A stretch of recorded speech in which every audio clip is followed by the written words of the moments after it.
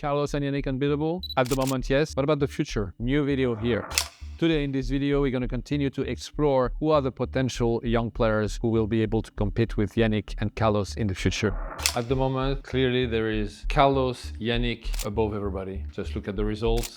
Not only the way they play tennis, but the way they play and the domination they have within the whole crowd of all the other players. Then you have Novak alone there. He doesn't have the level in this past year to beat them, but he's always there, always. And then you have the rest of the crowd with a lot of different personalities and game styles, with some guys that have the potential to maybe be first, number 3, and then potentially battle with the 2. I mean, there are a few names that come to my mind, but not so many. And at the same time, you see that Carlos and Jannik keep progressing all the time. Look at the progress of Carlos between Wimbledon and the US Open, and listen to what Jannik says right after his final. He's already thinking about solutions to beat Carlos next time and where he needs to progress and what he needs to do. So, and that's why the champions are different. It's one of the things that make them champions is that they're never standing still.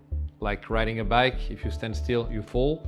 They know that they have to keep progressing. They know that the other ones are going to progress. The younger ones that are already top 20, top 10, they want to win Grand Slams, so they will progress. They do what they need to do to progress. They know they need to progress as well, so they keep this advance that they have at the moment.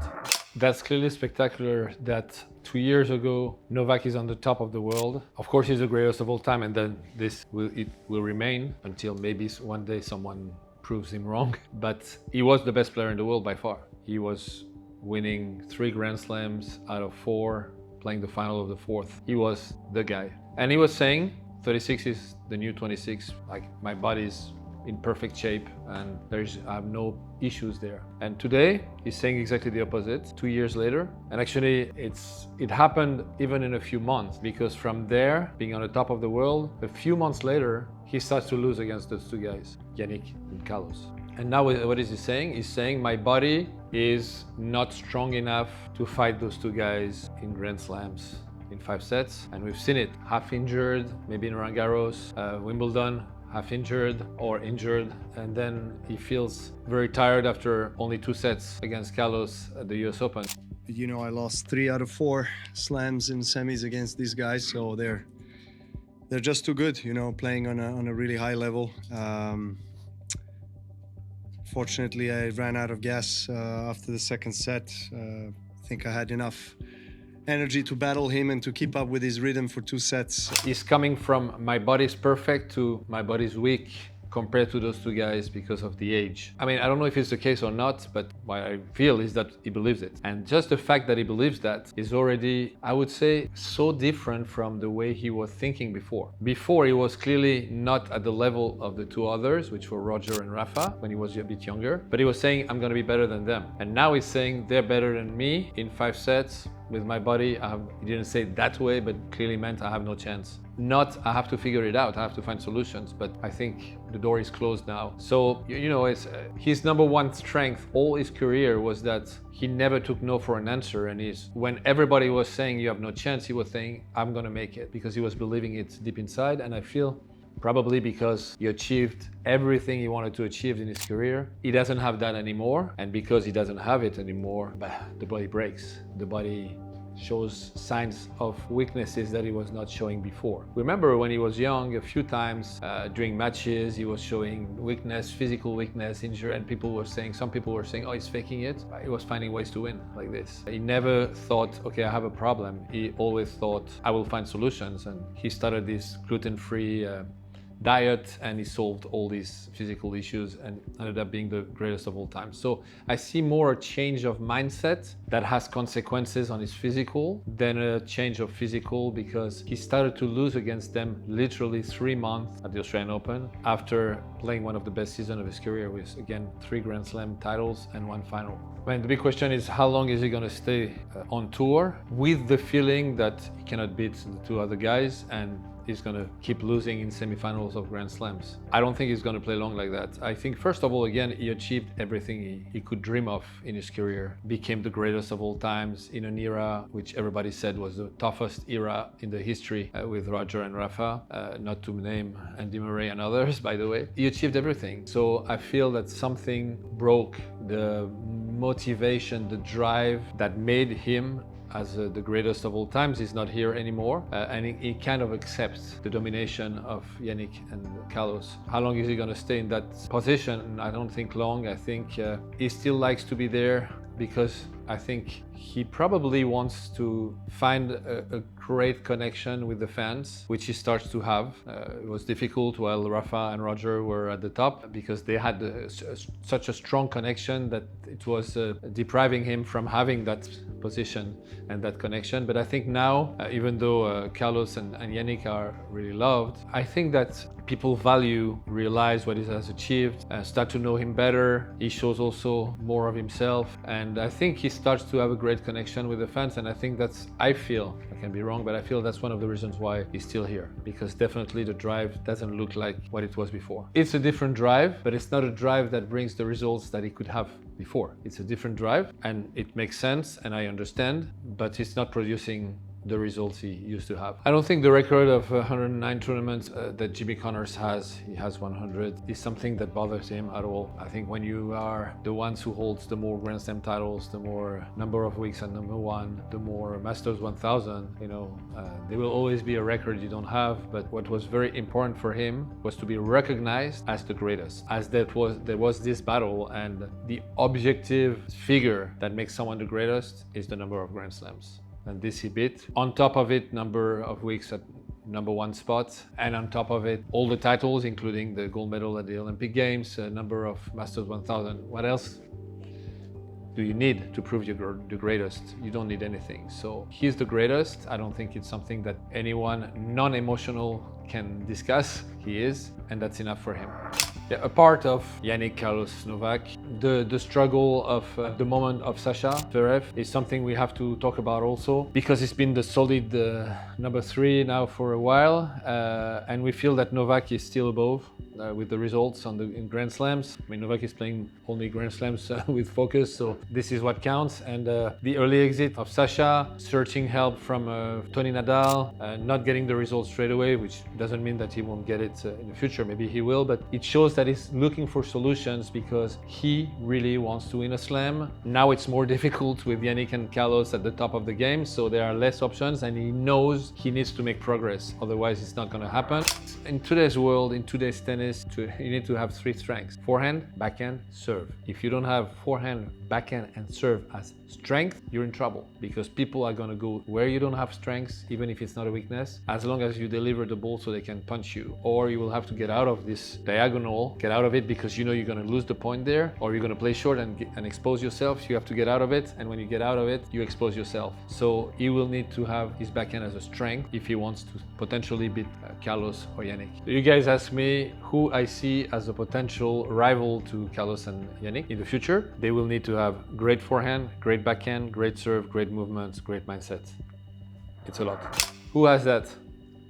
First name Ben Shelton, for several reasons. Because he's one of the guys that we can see as someone potentially competing hard against Carlos and Jannik in the future. It's something that we could imagine, him winning a Masters 1000, being really deep now into top 10 at a very, very good ranking. You know, it's another step that was important for him, and he's done it. Also because he's an exciting player to watch, not only because of his potential, but also because when he plays, things happen. You know, he's someone that fills up the stadiums, he's someone that everybody wants to watch. So that was a very important fact to have him back, Ben Shelton. I think unbelievable serve, unbelievable forehand, lefty, another advantage. Great mindset, good movement. I would say he has 2 of the whole package. There are 2 that are not at the top at the moment. The movement, yes, he's fast, but he's not as fast as the guys because he's heavier, he's more muscular. So that's a disadvantage. And I would say the backhand. His backhand was a weakness. Now it's not a weakness anymore, even though he gets out of the backhand cross as early as he can. It has to become a strength. For the moment, it's not. To me, Ben is better than all the other Americans. They are great players in the American team, of course. Fritz, Tiafoe, Tommy Paul, but his potential is higher. That's what I think. That's why I spontaneously spoke about him rather than Fritz or Tiafoe. Of course, Felix coming back to a great level after several years really difficult was great news for tennis as well. Yeah, Felix's weakness has always been his backhand. He's someone who serves so well and moves so fast around his backhand that he could cover it most of the time because he's very often in offense. In this US Open, his backhand was much better.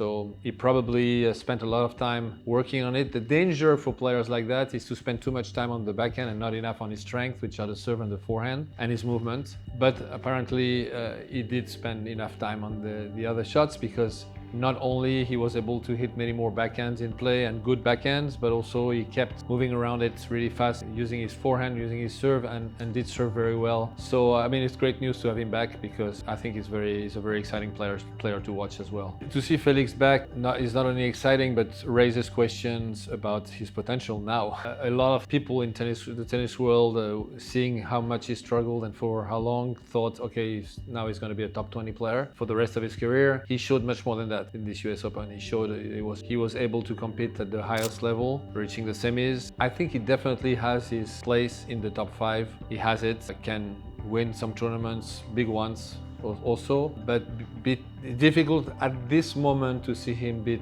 Carlos or Jannik because even though his backhand's better, it's still a weakness. So then Joe Fonseca, it's difficult and not difficult to name him. Not difficult because everybody's speaking about him and his potential. He's very young.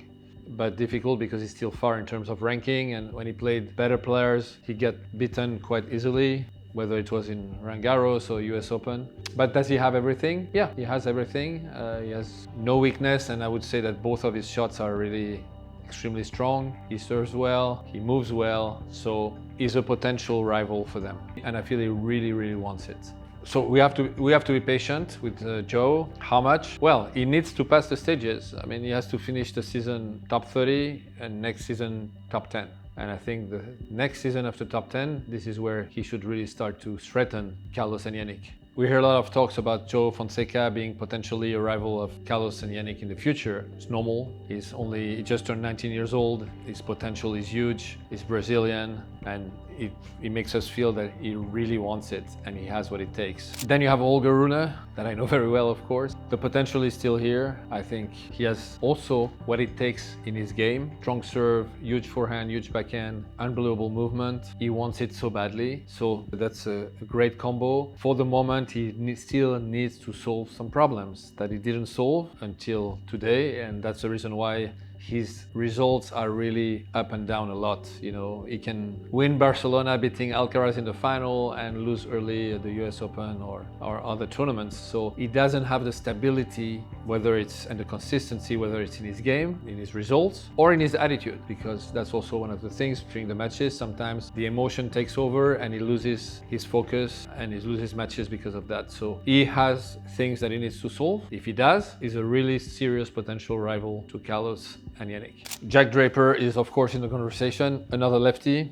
It's an advantage. I mean, this guy has a lot of qualities. Big serve, unbelievable forehand, good sense for the game, very good fighter, very driven, confident in his ability to become a top. He has a weakness, which is the backhand. His weakness is not a weakness anymore. Actually, he's doing quite a lot with his backhand now. He decided to step in and take the ball early on the backhand, and he's doing some damage with it. So he made big progress. I mean, he won Indian Wells this year, played the final of Madrid. I mean, this says a lot about his results, and he was consistent. Second weakness is his body. That breaks a lot. Said that already 2 years ago, that I was seeing him really high, and the only question mark was the injuries he was going through. I mean, it looks like every year now he's going to have one big injury that's going to prevent him from playing 3-4 months. It's too much. So this is the main issue he will need to solve. If he solves it, then I think he can be a rival of Carlos and Jannik. We have Jakub Mensik.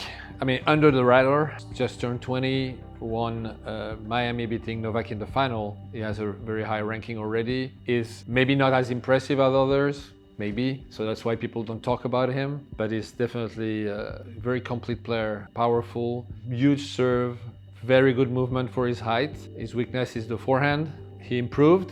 but he can hurt with his forehand too. I mean, there is still some progress to do, but it's definitely also one of the potential rival to Carlos and Jannik. I'm not saying that we didn't forget anyone, of course. Everything's possible in tennis, and if you remember well, when there was the incredible domination of Novak, Roger and Rafa, a guy found a way to win 3 Grand Slams after 30 years old, and it's Stan Wawrinka, and nobody expected it. You know, he was always a great player, but nobody would think that he would be able to win 3 Grand Slams in the big era of those 3. So maybe we forgot someone that is a very good player, I mean a top 10, or will be in top 10 very soon, and is maybe older and will need more time to reach the maturity or meet the right coach that will be able to create the sparkle that will make him win Grand Slam. And it can be Zverev, it can be Felix Auger-Aliassime, you never know. I named 2 of the guys. Maybe it's going to be Stefanos Tsitsipas who's going to come back to his level and maybe found a way, or maybe Medvedev. So I'm not saying these players are not option for the future. I'm just saying they are not the most probable option. The most probable options are the young ones, but they will still have a possibility in the future if they keep improving.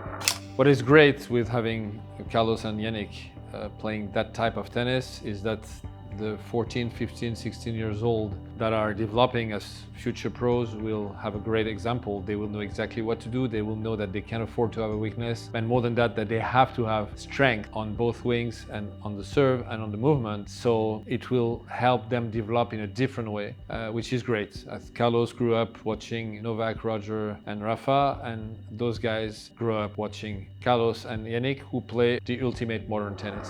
On the women's side, it's true that you have 4 different winners for the 4 Grand Slams, but I think it's mostly about Aryna Sabalenka at the moment. She was in the final of 3. She didn't play the expected match 2 times. I'm not saying she would have won, but to me there are great chances she would have if she would have played her full level. So for the moment, for me, she's dominating the women's game. She went through a difficult stage mentally. I think with winning the US Open, she kind of solved it. And I think she really took the lessons from what happened to her. So yes, there are players that can beat her for sure. Coco can beat her, Swiatek can beat her, Anisimova can beat her. She did it in Wimbledon. But to beat her consistently is a different thing. And I don't think this is happening at the moment. I think Aryna is dominating the women's game, but not outrageously. And especially because of some mental issues she had in big finals this year. I would say after the season, which is not over, but the Grand Slam season is over, Aryna, number 1 and best player. Just below you have Coco and Iga, who are able to beat her,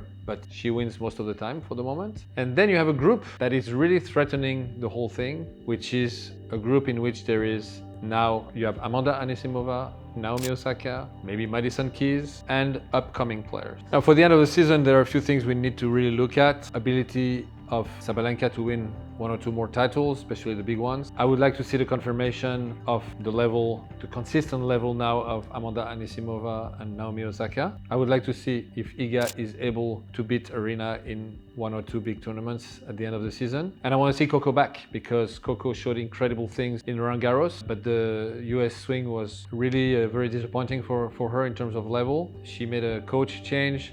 I want to see her coming back to her level during this Asian swing.